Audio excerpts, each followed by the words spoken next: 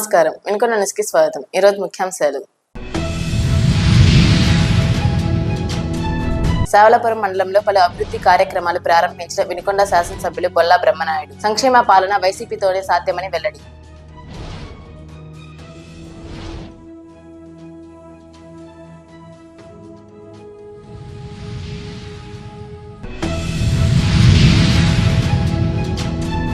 పేకాట శిబిరంపై పోలీసులు దాడులు, 7 పేకాట రాయుళ్లు అరెస్ట్.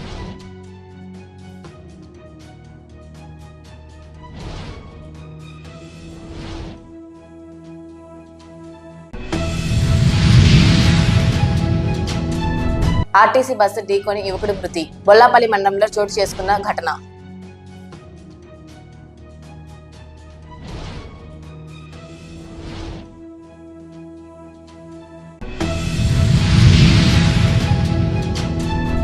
సావలపురం మండలం గుట్టిపాలెం గ్రామం నందు నూతనంగా నిర్మించిన వైఎస్ఆర్ రైతు భరోసా కేంద్రం, వైఎస్ఆర్ హెల్త్ సెంటర్ల నూతన భవనాల ప్రారంభోత్సవం చేపట్టారు. కార్యక్రమానికి ముఖ్య అతిథిగా వినుకొండ శాసనసభ్యులు బొల్లా బ్రహ్మనాయుడు హాజరై వాటిని ప్రారంభించారు. ఈ సందర్భంగా ఏర్పాటు చేసిన సభలో శాసనసభ్యులు బొల్లా బ్రహ్మనాయుడు మాట్లాడుతూ ప్రతి గ్రామంలో గ్రామ పరిపాలన విధానంను తీసుకువచ్చి 1,30,000 మందికి పైగా యువతకు ఉద్యోగ అవకాశాలు కల్పించి ప్రతి సంక్షేమంను గడప ముందుకు తీసుకువచ్చిన ఎలాంటి సమస్యలు అయినా గ్రామంలోనే పరిష్కారం అయ్యే విధంగా చర్యలు తీసుకునేందుకు ముఖ్యమంత్రి జగన్మోహన్ రెడ్డి ఈ గ్రామ పరిపాలన విధానాన్ని తీసుకొచ్చారని తెలిపారు. సావలపురం మండలం కారుమంచి గ్రామంలో బహుళ ప్రయోజన సౌకర్య గోదాము ప్రారంభోత్సవం చేపట్టారు. 40 లక్షల రూపాయల వ్యయంతో నూతనంగా నిర్మించిన 500 మెట్రిక్ టన్నుల సామర్థ్యం గల గోదామును వినుకొండ శాసనసభ్యులు బొల్లా బ్రహ్మనాయుడు చేతుల మీదుగా ప్రారంభించారు. అనంతరం కార్యక్రమాన్ని ఉద్దేశించి ఎమ్మెల్యే బొల్లా బ్రహ్మనాయుడు ప్రసంగించారు. వారితో పాటు నియోజకవర్గ స్థాయి నాయకులు తదితరులు పాల్గొన్నారు.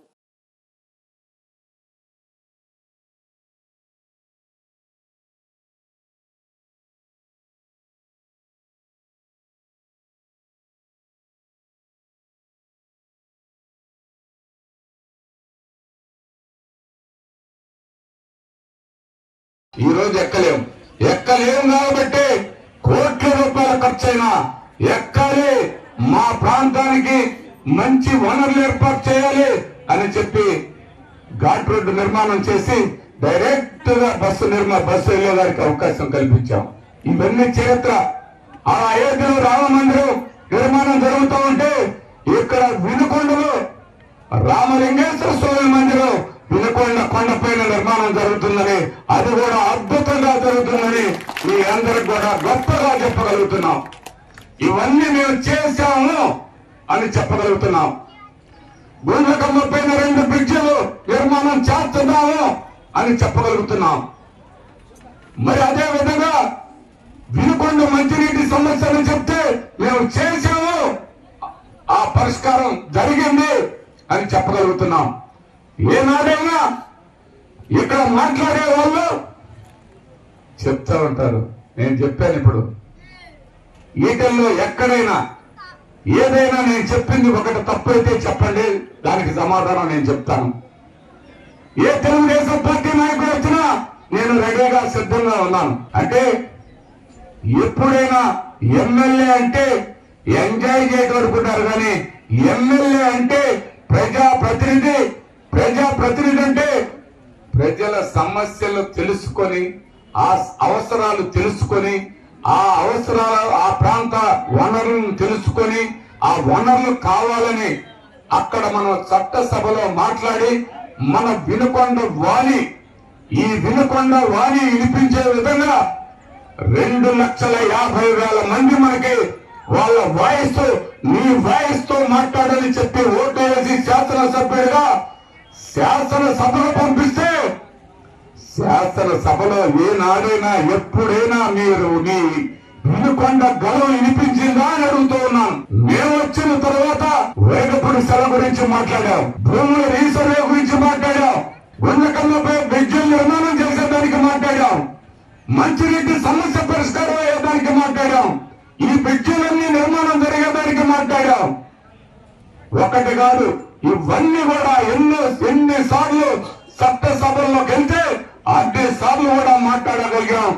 మన ప్రాంతం గురించి, మన ప్రాంతం వెనకబడ్డ ప్రాంతం అని, ఈ ప్రాంతాన్ని ఏ ప్రభుత్వం వచ్చినా, ఏ నాయకుడు వచ్చినా వెనకబడ్డ ప్రాంతంగానే చూశారు కానీ ఏనాడు ఈ ప్రాంతానికి గౌరవం గాని ఇరువులు గాని అభివృద్ధి గాని ఎప్పుడు అడిగినటువంటి వాళ్ళు లేరు, చేసినట్టు ప్రభుత్వాలు లేవు. ఈనాడు మన వైఎస్ఆర్ ప్రభుత్వంలో ఇవన్నీ కూడా చేశామని మేము సగౌరవంగా చెప్పుకోగలుగుతున్నాం. ఇక్కడ జీవి ఆంజనేయులు అనే అతను ఉన్నాడు. ఏం బాబు చెప్పు బాబు, నువ్వు ఏం చేసావు? నీ దగ్గర సమాధానం ఉందా? రేపొద్దున 100 పడకల హాస్పిటల్ ఎప్పుడైతే వచ్చిందో మనకి ఆ హాస్పిటల్ మరి 14వ తారీఖున శంకుస్థాపన జరుగుతూ ఉంది. ఆ హాస్పిటల్ కి ఎప్పుడైతే మనకి అనుమతి ఇచ్చిందో వెంటనే మెడికల్ కాలేజీ కూడా అవకాశం వస్తుంది. ఈరోజు మరి అదే మాదిరిగా కారుమంచు గ్రామంలో కూడా ఇవాళ గోడౌన్స్ నిర్మాణం చేశాం. ఆ గోడౌన్స్ కూడా ఇవాళ ప్రారంభోత్సవం చేసుకోవడం జరిగింది. ఇక్కడికి మరి ఆ గోడౌన్ తో పాటు సొసైటీ తరఫున ఒక పెట్రోల్ బంక్ కూడా శంకుస్థాపన చేసుకోవడం జరిగింది. రోజువారీ అభివృద్ధి కార్యక్రమంలో భాగంగా దాదాపుగా ఈ నియోజకవర్గంలో 82 హాస్పిటల్స్, 82 గ్రామ పరిపాలనా కేంద్రాలు, 82 రైతు భరోసా కేంద్రాలు, అదేవిధంగా దాదాపుగా ఎక్కడా జరగని విధంగా గోడౌన్స్ కూడా మన నియోజకవర్గంలోనే నిర్మాణం జరిగింది. మరి ఆ నిర్మాణంలో భాగంగా మన మండలంలో కోల్డ్ స్టోరేజ్ నిర్మాణం చేసుకోవడం జరిగింది. దాదాపుగా కోట్ల రూపాయలు ఖర్చు పెట్టి సొసైటీ తరఫున కోల్డ్ స్టోరేజ్ నిర్మాణం జరిగింది. ఇలా మన సేవలపురంలో జూనియర్ కాలేజీ తీసుకొచ్చుకోవడం జరిగింది. ఏల్పూర్ కూడా జూనియర్ కాలేజీ తీసుకురావడం జరిగింది. అదేవిధంగా వినుకొండకి నియోజకవర్గంలో 100 పడకల హాస్పిటల్ ధర్మాస్పత్రి, అదే అంతకు ముందు మన గుంటూరులో ఉన్న ఆసుపత్రిని ధర్మాస్పత్రి అని చెప్తాం.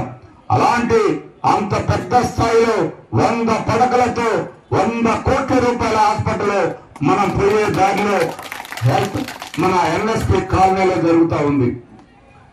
ఎన్ఎస్పి కాలనీలో గురుకుల పాఠశాల మైనార్టీ వాళ్ళకి, అదే ఎస్సీలకి ఎస్టీలకి బ్రహ్మాండంగా 17 కోట్లతో ఇష్టరాజుపల్లి నుంచి కారంపూడి వెళ్లే రోడ్లు అద్భుతంగా నిర్మాణం జరుగుతూ ఉంది. మరి పశ్చిమ స్కూల్ ని ఎన్ఎస్పీలో నిర్మాణం జరుగుతూ ఉంది. ఇలా మంచినీటి సమస్య ప్రతి గ్రామానికి వాళ్ళు తిప్పితే నీళ్లు అందించే విధంగా ఈనాడు ఈ ప్రభుత్వం మరి ఆ అవకాశం కూడా కల్పిస్తుంది. మరి ఇవన్నీ ఒక భాగం అయితే తెలుగుదేశం పార్టీ వాళ్ళు అభివృద్ధి లేదంటారు. రోజు ప్రారంభోత్సవాలు, ఇవన్నీ రోజువారీ ప్రారంభోత్సవాలు జరుగుతూ ఉన్నాయి. గోడౌన్స్, హెల్త్ సెంటర్లు, రైతు భరోసా కేంద్రాలు, మంచినీరు అంటే మినరల్ వాటర్ ప్లాంట్లు రోజువారీగా మళ్ళా ఎన్ని పెట్టేవాను మినరల్ వాటర్ ప్లాంట్లు ఎన్ని 4 రోజులు. ఇప్పుడు మళ్ళా జేజేఎం కింద వాళ్ళు తిప్పితే నీళ్లు వచ్చే విధంగా, ఏలుపూరులో 2 కోట్లతో వాళ్ళు తిప్పితే నీళ్లు వచ్చే విధంగా, అదేవిధంగా సేవలపురం మండలంలో కనవర్లపూడి వాళ్ళందరూ చాలా ఇబ్బందులు పడుతూ ఉన్నారు. ఇబ్బందులు పడుతున్న పరిస్థితుల్లో ఎప్పుడు ఏ ఎమ్మెల్యేకి చెప్పినా మాకు చిన్న బ్రిడ్జి నిర్మాణం చేయలేకపోయారన్నారు. కనవర్లపూడి గ్రామం, ఆ ప్రెసిడెంట్ గారు కూడా ఇక్కడ ఉన్నాడు. ఆ ప్రెసిడెంట్ గారు పైకి రావయ్యా, వాళ్ళకి 40 లక్షలతోటి బ్రిడ్జి నిర్మాణం చేశాను. అదేవిధంగా తిస్కలపాలెం ప్రెసిడెంట్ గారు వాళ్ళ ఊర్లో రాజకుమార్ దగ్గర నుంచి మేము చెప్తానే ఉన్నాం, అందరూ చూస్తామంటారు, చూసి చెప్తామంటారు కానీ చేసింది లేదని ఎన్నోసార్లు వాళ్ళు చెప్పేవాళ్ళు. అలాంటిది తిస్కలపాలెంలో కూడా బ్రిడ్జి నిర్మాణం చేశాను మన మండలంలోనే.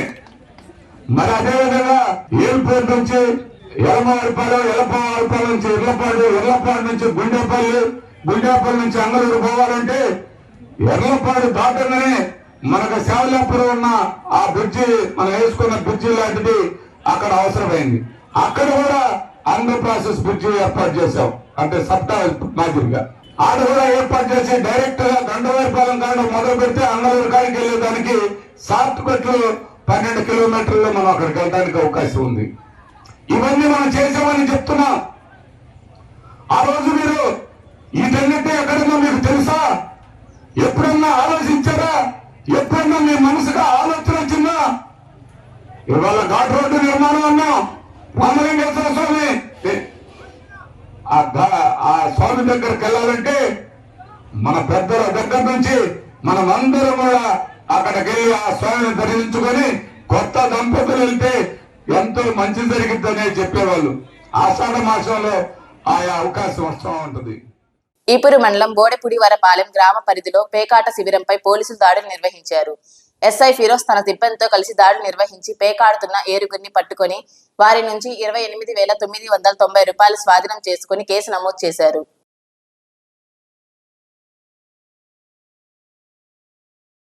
వినుకొండ పట్టణంలోని విశ్వసాయి జూనియర్ కళాశాల నందు స్కాలర్షిప్ టెస్ట్ నిర్వహించడం జరిగిందని కళాశాల యాజమాన్యం ఎడవల్లి శ్రీనివాస్ శర్మ తెలిపారు. ఈ సందర్భంగా ఆయన మాట్లాడుతూ గత 6 సంవత్సరాలుగా ఎంసెట్ నీట్ నందు తమ కళాశాల అత్యుత్తమ ఫలితాలు సాధించడం జరుగుతుందని తెలిపారు. నూతనంగా మహిళా క్యాంపస్ ను ఏర్పాటు చేస్తూ కార్పొరేట్ కళాశాల విద్యను అందిస్తామన్నారు. ప్రతిభ చూపిన వారికి ఫీజు రాయితీ ఇవ్వనున్నట్లు తెలిపారు.